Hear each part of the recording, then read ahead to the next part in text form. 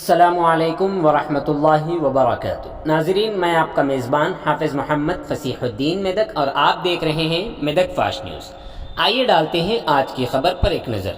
نوجوانوں کی بے راہ روی، نشے کی لت اور طلاق و خلا کے بڑھتے واقعات کے خلاف جمعیت العلماء ہند ضلع میدک شاخ کے زیر اہتمام بمقام مدرسے انوار القرآن مسجد گاری بولی روبرو بس اسٹانڈ توپران ضلع میدک میں زیر صدارت پاسبان ملت حضرت مولانا حافظ پیر شبیر احمد صاحب دامت برکاتہم العالیہ صدر جمعیت العلماء تلنگانہ و آندھرا پردیش، زیر قیادت محترم حافظ پیر خلیق احمد صاحب سابق دامت برکاتہم جنرل سیکریٹری جمعیت العلماء تلنگانہ و آندھرا، زیر سرپرستی محترم الحاج سید ربانی صاحب سرپرست و نائب صدر جمعیت العلماء ضلع میدک و ناظم مدرسہ انوار القرآن توپران، زیر نگرانی محترم مولانا قاضی محمد مسیح الدین قاسمی صاحب صدر جمعیت العلماء ضلع میدک و ناظم مدرسے مفتاح العلوم نرساپور منعقد کیا گیا، جس میں مدعوئین خصوصی کے طور پر حضرت مولانا محمد عرفان صاحب قاسمی دامت برکاتہم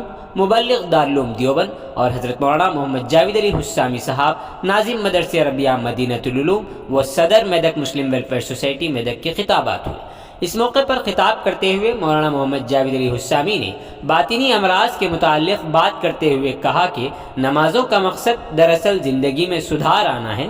دنیاوی زندگی کافی مختصر ہے، لہٰذا موت سے پہلے موت کے بعد والی زندگی کی ہم میں سے ہر ایک کو تیاری کرنا چاہیے۔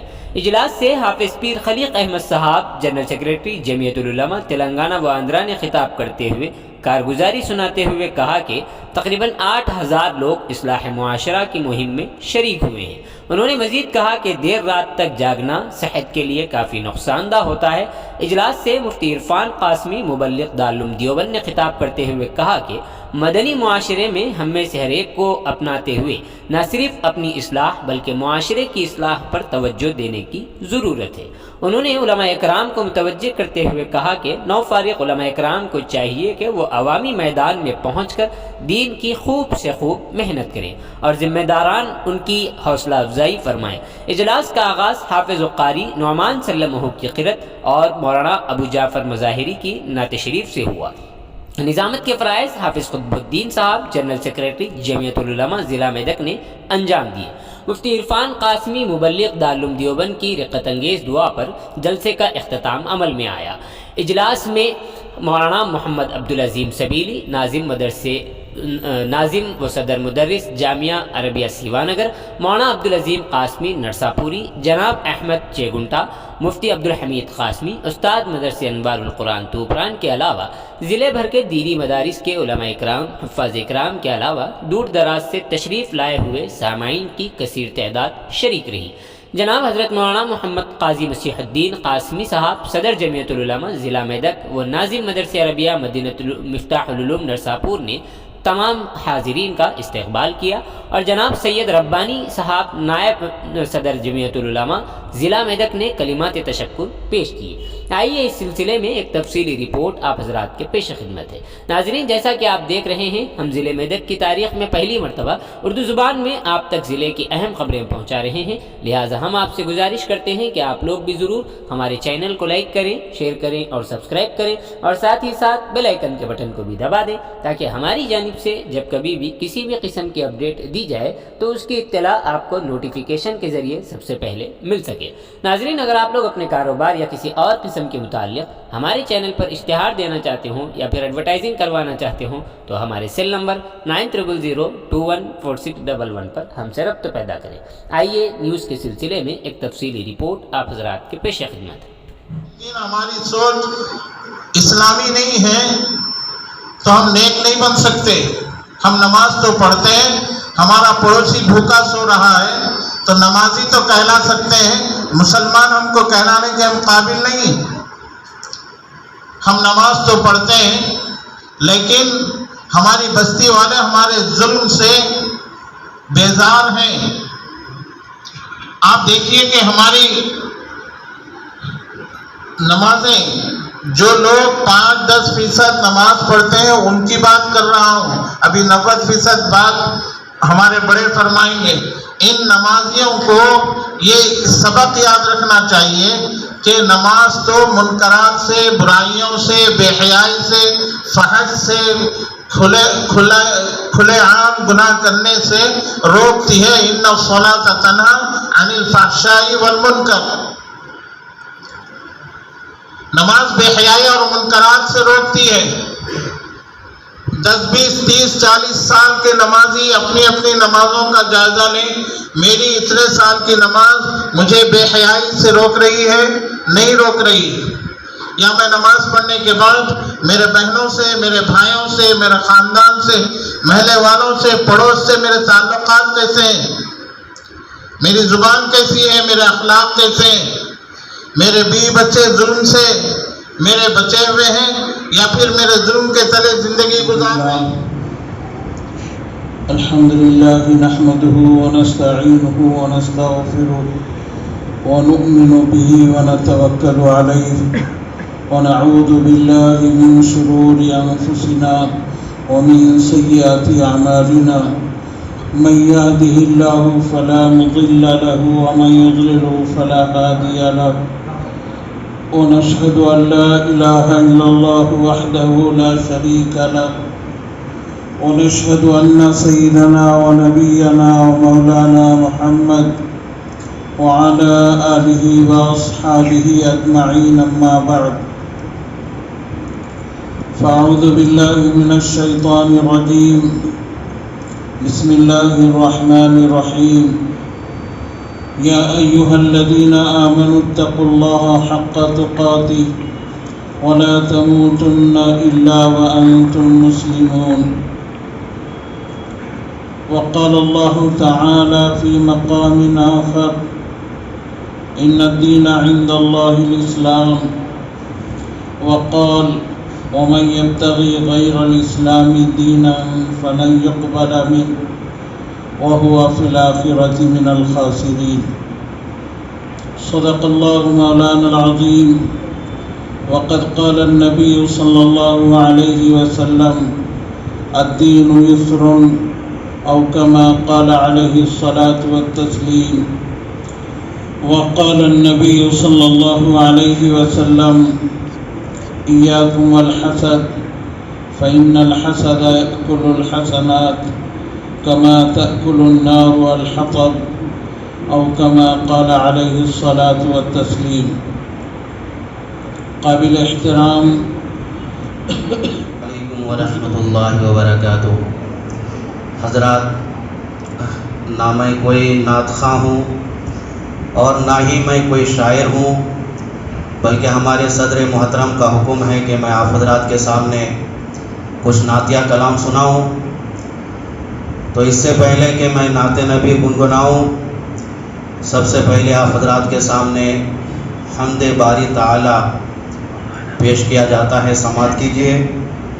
بقول ہمارے صدر محترم جناب سید ربانی صاحب کے کہ جب بھی کوئی دینی مجلس ہو یا محفل ہو تو نعت نبی سے پہلے حمد باری تعالی ہونی چاہیے۔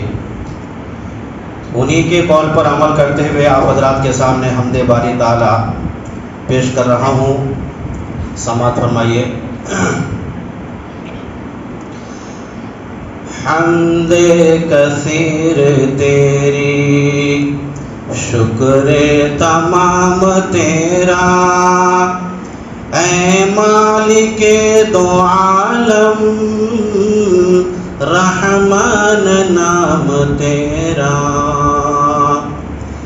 حمد کثیر تیری، شکر تمام تیرا، اے مالک دو عالم، رحمان نام تیرا۔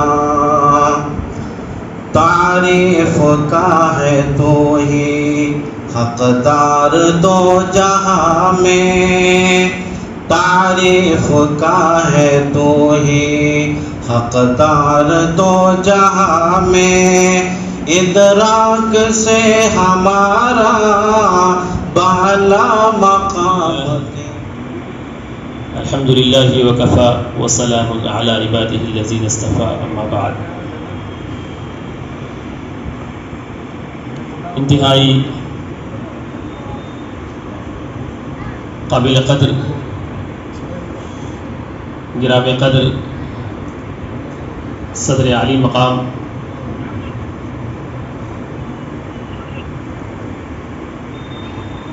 قابل احترام معزز علماء کرام،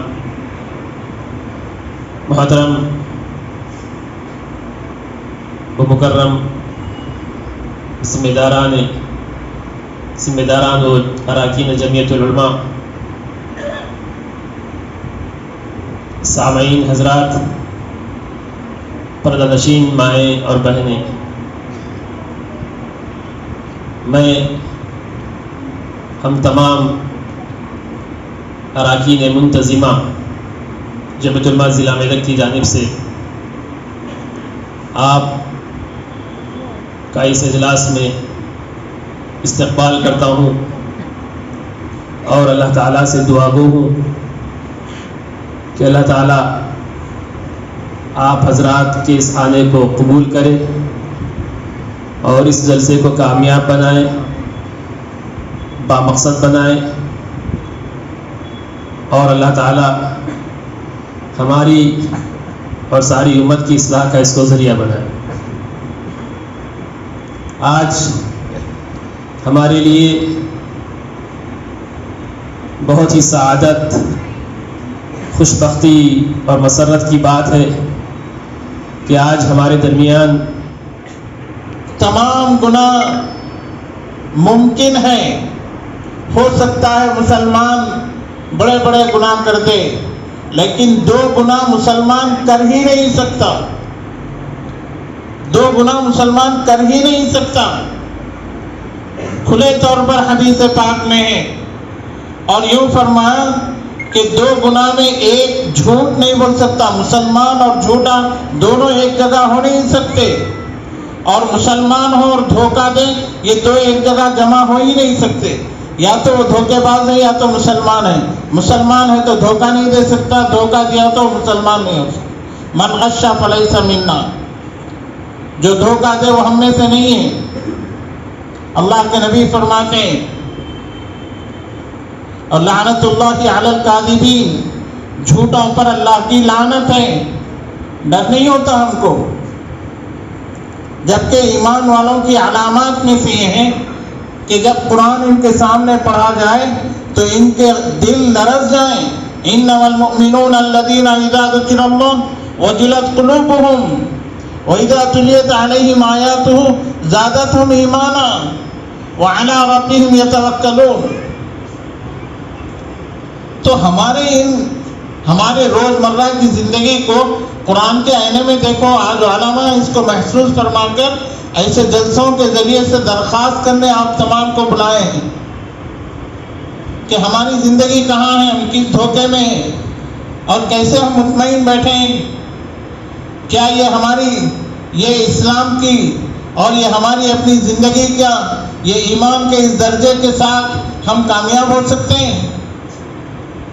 ہمارے یہ معاملات اتنے بگڑے ہوئے ہیں، معاشرت اتنی بگڑی ہوئی ہے، اس کے باوجود کہا ہے اصلاح معاشرے کی کمیٹیاں بنائیے، گلی گلی میں بچوں کو سمجھانے کی کوشش کر دیجیے۔ یہ ہمارا مستقبل ہے، یہ ہمارا نوجوان ہے۔ اگر یہ نوجوان بگڑ جائے گا تو کل ہمارا کوئی مستقبل باقی رہنے والا نہیں ہے۔ جب تک ہم کوشش نہیں کریں گے، پوری زندگی برباد کر دی موبائل کے پیچھے، پورا وقت برباد کر دیا موبائل کے پیچھے، نہ صحت کی فکر ہے، نہ کھانے کی فکر ہے، نہ خود کی فکر ہے۔ میں تو یہ کہتا ہوں باضابطہ طور پہ کہ تم قوم کے کیا کام آؤ گے، گھر کے کیا کام آؤ گے۔ تو ہم مارنا تو بہت پہلے کی بات تھی، آج خود کو بچا کے بھاگنے کی تک ہمارے اندر طاقت اور ہمت نہیں ہے۔ جو بچے اپنی زندگی برباد کر رہے ہیں اور اپنا وقت برباد کر رہے ہیں، جب تک اپنے آپ کو، اپنے قوم کو، اپنے بچوں کو اس کی اصلاح نہیں کرائیں گے۔ جمعیت العلماء کی یہی فکر ہے، یہی فکر میں صدر صاحب نے پروگرام یا اضلاع میں منعقد کیے ہیں۔ یہاں کے ہو رہا ہمیشہ جب بھی ذکر آیا، اگر کسی نے تذکرہ کر دیا تو جواب سن کر مسکرا کر خاموش رہے، تالی بجا کر کے ہاتھ پیٹ کر کے یہ نہیں کہا کہ ہاں ہماری کوشش سے ایسا ہوا ہے. ہم دل کی گہرائی سے دعا کرتے ہیں کہ اللہ تعالیٰ ان کو صحت و سلامتی کی دولت سے مالا مال فرمائے اور جمعیت کے پلیٹ فارم میں نے مولانا سے کہا ہے اصلاح معاشرے کی کمیٹیاں بنائیے, گلی گلی میں بچوں کو سمجھانے کی کوشش کر دیجیے. یہ ہمارا مستقبل ہے, یہ ہمارا نوجوان ہے. اگر یہ نوجوان بگڑ جائے گا تو کل ہمارا کوئی مستقبل باقی رہنے والا نہیں ہے. جب تک ہم کوشش نہیں کریں گے, پوری زندگی برباد کر دی موبائل کے پیچھے, پورا وقت برباد کر دیا موبائل کے پیچھے. نہ صحت کی فکر ہے, نہ کھانے کی فکر ہے, نہ خود کی فکر ہے. میں تو یہ کہتا ہوں باضابطہ طور پہ کہ تم قوم کے کیا کام آؤ گے, گھر کے کیا کام ہٹ کے بیٹھ جاؤ بولے تو لڑکی چھڑ جاتی ہے, بہو چھڑ جاتی ہے. کیوں؟ وجہ کیا ہے اس کی؟ وجہ یہ ہے کہ ماں باپ اپنے گھر میں اپنے بچیوں کی تربیت نہیں کرتے, برابر تربیت نہیں کر رہے ہیں بچیوں کی. ان کو نہیں بتایا جا رہا. پہلے کے لوگ کہا کرتے تھے جب شادی ہو جاتی تو یہ تمہارا گھر نہیں ہے, گھر تمہارا وہ ہے جس میں تمہاری شادی ہوئی ہے. لیکن آج ایسا نہیں کہا جا رہا ہے. آج کہا جا رہا ہے یہ تمہارا گھر ہے, جب چاہے اپنی مرضی میں آ جاؤ. ایک باپ اپنی پوری زندگی برباد کر کے پورا اپنا جان اور بیوی کا کندھا لپیٹ کر قبر میں سونے والا, میدان قیامت میں بیوی کا حق مہر بطور قرض آپ کو ادا کرنا پڑے گا. ہم کہاں انصاف کرنے والے ہیں؟ ہم تو اپنی بیوی کے ساتھ بھی انصاف کرنے والے نہیں. اور مسلم سماج میں ناانصافی کی بڑھوتری اتنی ہوتی جا رہی ہے کہ جہاں ایک طرف ہم بیوی کا حق مہر کھائے بیٹھے ہیں, دوسری طرف ہم اپنی لڑکی کو ترکہ میں حصہ نہیں دیتے. کرنے لگتا ہے وہ ہر وقت کسی کے پیچھے پڑا رہتا ہے. جب ہر وقت کسی کے پیچھے پڑا رہتا ہے تو اس کی صحت صحیح سالم نہیں رہتی, اس کی صحت تندرستی اچھی نہیں رہتی. پھر اس کام کے واسطے بے تحاشا پیسہ خرچ کرتا ہے. اس کا مالیاتی سلسلہ, اس کے جیب کا مسئلہ ہر وقت گڑبڑ حالت میں رہتا ہے. اور تیسری چیز, سب کچھ کرنے کے بعد ہر وقت یہ خطرہ لگا رہتا ہے کہیں اس کی سیدھی ظاہر نہ ہو جائے, کہیں اس کا الکم سامنے نہ آ جائے تو ہم زندہ زمین میں ڈال دیے جائیں گے. اللہ کے پیغمبر کا اشارہ اس بات کی طرف ہے, یہ کام کرنے والا دیکھنے میں زندہ رہتا ہے مگر حقیقت میں مردوں کی طرح زندگی گزارتا ہے. اسی لیے اللہ کے نبی نے فرمایا زانی مرد اور زانی عورت کو اللہ دنیا میں 3 سزائیں دیتے ہیں اور آخرت میں 3 سزا دیتی. دنیا میں 3 سزا کیا ملتی؟ کچھ گناہ ایسے ہیں جس کی سزا اللہ دنیا میں بھی دیتا ہے, آخرت میں تو ہر گناہ کی سزا ملے گی, مگر کچھ گناہ ایسے ہیں جس کی سزا اللہ دنیا میں بھی دیتا ہے. مثلا ماں باپ کو ستانے والا, ایسی اولاد کو اللہ دنیا میں بھی سزا دیتا ہے. زناکاری میں مبتلا مرد اور عورت, ان دونوں کو اللہ تعالیٰ دنیا میں بھی سزا دیتا, آخرت میں بھی سزا دے گا. دنیا میں سزا کے طور پر اللہ کے نبی کہتے ہیں ایسے آدمی کے چہرے سے رونق ختم ہو جاتی, اس کا چہرہ بالکل لٹا ہوا پٹا ہوا, ایک طرح کی مبہوت و گھبرایا ہوا دکھائی پڑتا. اور ایسے آدمی کی رزق سے برکت ختم کر دی جاتی, اس کی کمائی میں برکت نہیں ہوتی, اس کی روزی میں برکت نہیں ہوتی, وہ تنہار پریشان حال رہتا. یہ سزا اللہ اس کو دنیا میں دیتے, آخرت میں ایسے لوگوں کا حساب و کتاب اللہ سخت طریقے پر دے گا. جبکہ نبی نے امت کو دعا بتایا اللہم حاسبنی حسابا یسیرا, اے اللہ ہمیں ہمارا حساب آسانی کے ساتھ لیجیے. زانیہ کے بارے میں اللہ اس کا حساب و کتاب سختی کے ساتھ لے گا. اللہ حساب لینے پر آ جائے کون حساب دے سکتا. اور دوسری سزا آخرت میں ان کو اللہ یہ دے گا کہ اللہ ان پر نگاہ رحمت نہیں ڈالے گا. اللہ ان زانی مردوں عورتوں کو میں ایسے ہوں گے جنہوں نے آج تک اپنی بیوی کا حق مہر ادا نہیں کیا. بیوی کا حق مہر ادا کرنا واجب ہے. مسئلہ پوچھ لو آپ امام صاحب سے, اگر کسی نے بیوی کا حق مہر ادا نہیں کیا اور وہ مر گیا کہ وہ اپنی کفن کی چادر میں بیوی کا پردہ لپیٹ کر قبر میں سونے والا میدان قیامت میں بیوی کا حق مہر بطور قرض آپ کو ادا کرنا پڑے گا.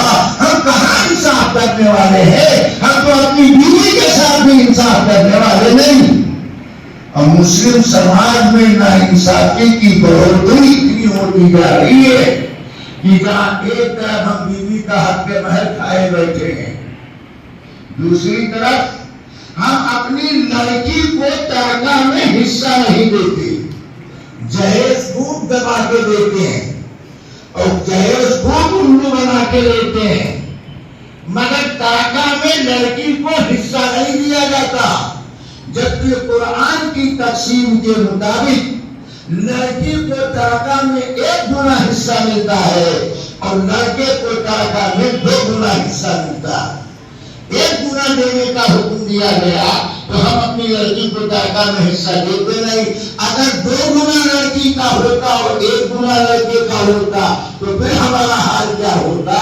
1 گنا ہم لڑکی کو ترکہ میں حصہ نہیں دیتے. کہتے ہیں ہماری بہو ترکہ میں حصہ لے کر نہیں آئی، اس لیے ہم نے اپنی لڑکی کو ترکہ میں حصہ نہیں دیا. ارے منفی سوچ کیوں سوچتے ہو؟ مثبت سوچ اپنے اندر پیدا کرو.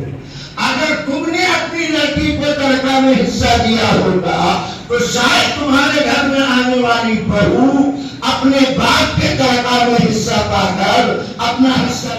میں نے آپ کے سامنے مشکات شریف کتاب الادب کی ایک حدیث پڑھی. اس حدیث میں اللہ کے پیغمبر علیہ السلام نے 5 گناہوں کا تذکرہ کیا. ابھی جنرل سیریٹی صاحب نے آپ کو بتایا کہ اس بار اصلاح معاشرہ میں جمعیت علماء نے 3 چیزوں کو عنوان بنایا. یہ تو دراصل ذہن بنانے کا ایک طریقہ، ورنہ مقصد یہ نہیں ہے کہ اس وقت سماج میں یہی 3 برائی پائی جائے. یہ تو ذہن آمادہ کرنے کا ایک حکمتی راستہ ہے، طریقہ ہے جس کو ذمہ داروں نے اختیار کیا. مقصد یہ ہے کہ سماج میں جتنے بڑے بڑے گناہ پائے جاتے ہیں ان کی اصلاح کی جائے، ان میں درستگی پیدا کی جائے. میں نے جو حدیث آپ کے سامنے پڑھی، اس حدیث میں اللہ کے پیغمبر نے 5 بڑے بڑے گناہوں کا تذکرہ کیا. اور جو ضروری توجہ کی بات ہے وہ یہ ہے کہ اللہ کے نبی نے ان 5 گناہوں کے اثرات بھی بیان فرمائے کہ جب امت میں یہ گناہ پیدا ہوگا تو پھر امت کے سامنے ایسے اثرات آئے. اس سے یہ بات معلوم ہوئی جیسے نبی نے کہا 1 مرتبہ سبحان اللہ بولو تو جنت میں ایک درخت لگا دیا جاتا. 1 مرتبہ سبحان اللہ بولو تو تمہارے لیے جنت میں ایک درخت تیار ہو جاتا ہے. ایسے دنیا میں ایمان والا جب کوئی گناہ نافرمانی معصیت کا کام کرتا ہے تو اس کے برے عمل کا اثر بھی ہوتا ہے. کبھی کبھی دنیا میں بھی ہوتا ہے، آخرت میں تو ہر عمل کا اثر ظاہر ہوگا. اللہ کے نبی نے فرمایا یہ 5 گناہ وہ ہے جس کے اثرات اللہ تعالیٰ مرتب فرماتے ہیں. اب آپ یہ بات سمجھیے کہ گناہ کس کو کہتے ہیں. آپ کہیں گے مولانا آپ ہم کو گناہ بتانے آئے. ہم گناہ بتانے نہیں آئے ہیں، ہم آپ کو یہ سمجھانے آئے ہیں کہ گناہ ہوتا کیسے ہے، گناہ